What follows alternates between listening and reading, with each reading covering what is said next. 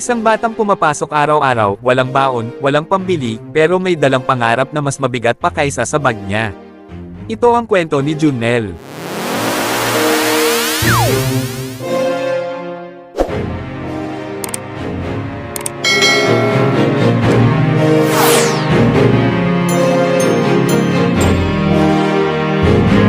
Si Junel, 9 na taong gulang.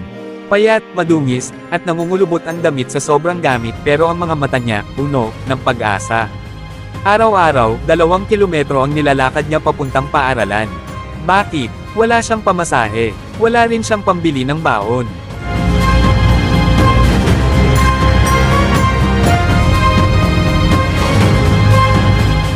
Nanay. Mahinang boses ni Junel, halatang pagod. Junel, anak, pasensya ka na ha. Wala tayo ngayon pera. Di kita mabigyan ng baon. Nakangiti lang si Junel. Okay lang po, Nay. Hindi naman nagugutom ang pangarap ko.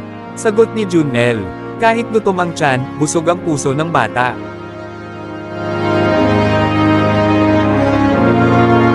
Sa school break time, si Junel tahimik lang, nakatingin sa module, pinipigilan ng kumakalam na tiyan.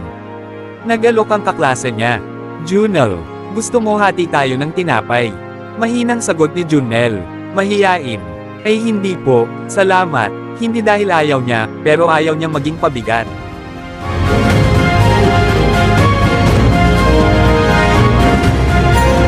Pauwi na siya, nanginginig sa gutom, pero hawak-hawak ang papel, mataas na score sa exam. Junel, bulong sa sarili. Balang araw, luluwag din ang buhay namin.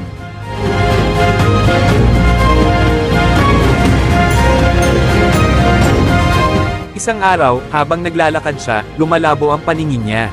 Umiikot ang paligid. Gutom, pagod, inip. Isang sandali, muntik na siyang matumba. May babaeng vendor. Nak, okay ka lang. Halika, kumuha ka ng tinapay. Libre lang. Napaiyak si Junel. Tita, salamat po. Wika ni Junel.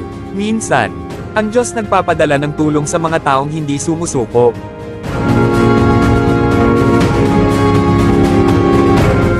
Lumipas ang ilang taon. Sa high school graduation, ang batang walang baon. Ngayon, may medalya sa leeg. Nag-announce ang principal. Best in Academic Excellence, Junel Santos. Palakpakan. Napaiyak ang kanyang ina. Anak, proud na proud ako sa'yo.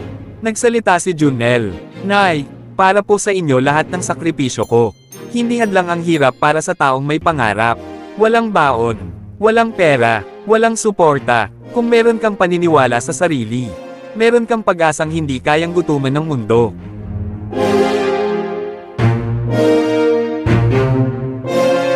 Kaibigan, kung nagustuhan mo ang kwentong ito, panoorin mo ang episode 5. Ang lolo sa kalsada na may dalang regalo ng buhay.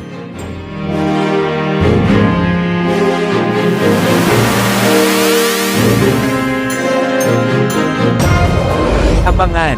Every Friday at 7 p.m.